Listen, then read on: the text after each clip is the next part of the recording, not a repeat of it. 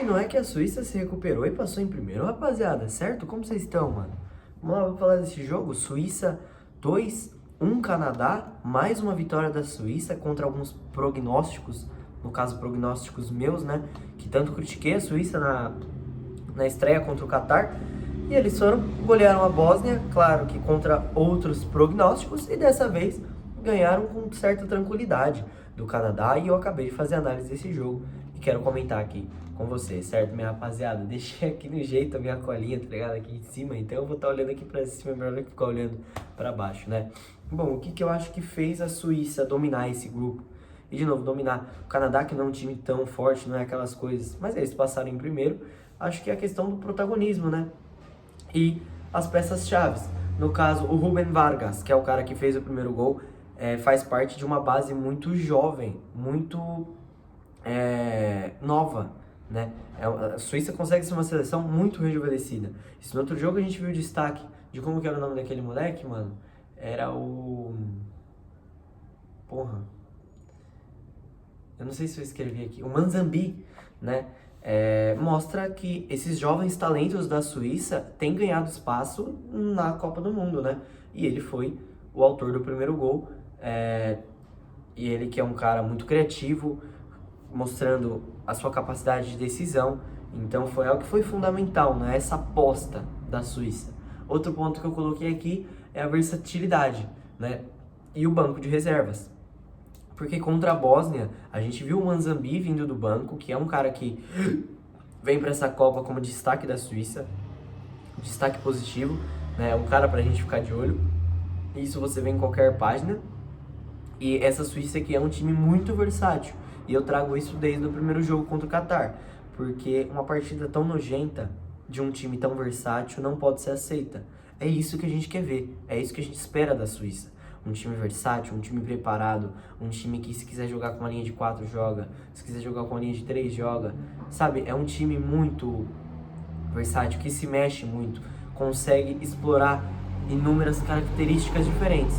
E é algo que prevaleceu sobre essa seleção fraca de Canadá, né? Eu cheguei a trazer isso aqui, dessa questão da versatilidade, com a Noruega, que explora isso muito bem, de forma perfeita.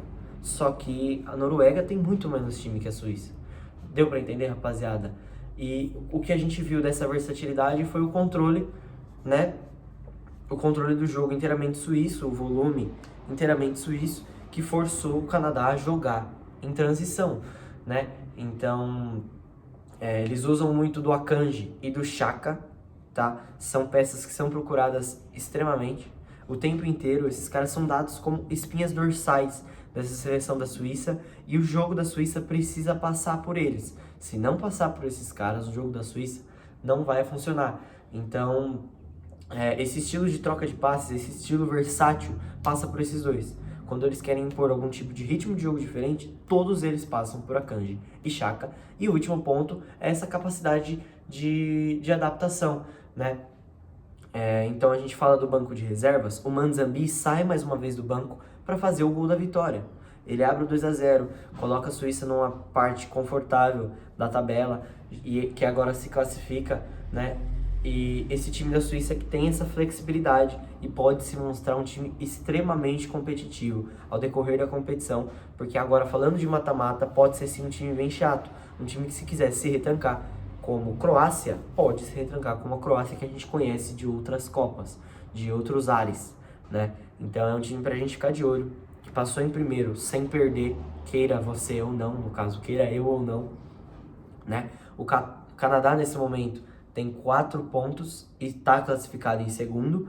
Em terceiro vem a Bósnia que eu elogiei tanto no primeiro jogo, elogiei até os 70 minutos contra a Suíça e volto a elogiar. A Bósnia, que eu vou aproveitar, já vou falar aqui, a Bósnia venceu com tranquilidade o Catar e vem em terceiro com 4 pontos, né? E eu acredito que vá sim conseguir se classificar entre os 8 melhores terceiros colocados, tá? Porque é um time extremamente capacitado para isso, se mostrou equilibrado num grupo que pediu isso e infelizmente sofreu uma goleada da Suíça, que é o único fator que pode fazer a Bósnia não se classificar. Mas eles enfrentaram o Catar precisando vencer de forma flexível, com um bom placar e, adivinha só, venceram.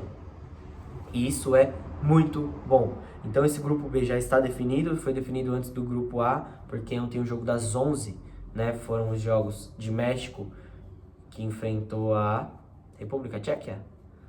Foi México e República Tcheca, e do outro lado a Coreia do Sul enfrentou a África do Sul em outro grupo, que eu vou fazer um vídeo especial, tá, do grupo.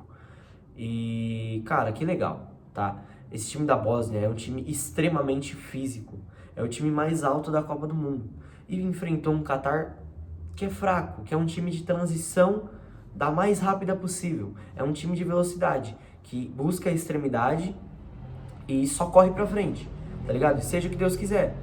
E um time de transição como o do Catar precisa, né, exige de bola aérea. Só que você não pode forçar o meio, você não pode forçar a bola aérea contra a seleção mais física e mais alta da Copa do Mundo. E aí o Catar se viu contra a parede, se viu no desconforto de ter que colocar a bola no chão e criar suas jogadas. E sofreu, tá? Sofreu porque teve que combater a Bósnia no começo do jogo. E a Bósnia abre o placar com um puta golaço. E aí tornou o primeiro tempo muito movimentado, porque forçou o Catar a correr atrás. E o Catar colocou muito perigo no jogo, muito perigo mesmo, forçando a Bósnia a jogar em transição.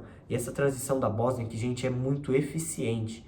Bola na trave, gol perdido, é um time extremamente bom pra gente ficar de olho. É um time copeiro, é um time que dificilmente perde, entra para empatar jogos e às vezes abrir o placar cedo e se fechar. E foi o que fez o time da Bósnia, que se viu nessa zona de conforto, mas que sofreu com o Catar também. O Catar soube se impor, mas perdeu mais uma, né? Teve bola na trave, aí a Bósnia em transição estendeu o placar 2-0. No final do primeiro tempo teve um gol do Catar, uma falha da zaga da Bósnia, tá? Falha essa que não pode acontecer numa Copa do Mundo, num mata-mata, evidentemente. E aí ainda no finalzinho do segundo tempo, deu tempo da Bósnia estender o placar, todo mundo comemorou. Bósnia provavelmente vai se classificar e é um time que eu quero ver competir no mata-mata, porque tem time para competir. Eles vêm de 7 jogos de invencibilidade, por mais que sejam empates na Copa do Mundo, e um deles eliminando a Itália pelo caminho para se classificar. Fechou, rapaziada? Esse é o grupo B. Um forte abraço.